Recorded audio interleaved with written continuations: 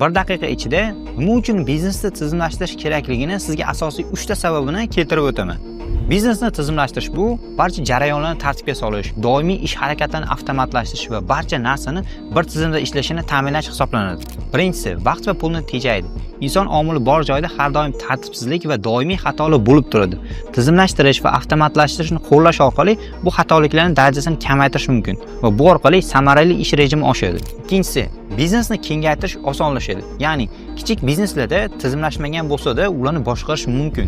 Lekin kattaroq hajm bilan ishlay boshlaganingizda tizim bo'lmagani hisobiga ishlar kechikishni boshlaydi. Bu esa sizning reputatsiyangizga ta'sir qiladi.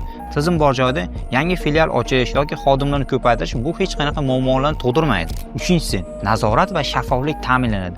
Tizim orqali siz biznesdagi qaysi bo'lim yaxshi ishlayapti yoki qaysi bo'lim yaxshi ishlamayapti, qaysi xodimlar o'zini ishlarini to'liq bajarmayapti. Shu kabi ma'lumotlarga to'liq ega bo'lib turasiz va sizda shaffoflik ta'minlanadi. Buning evaziga tizimda yanada kengayish osonlashadi.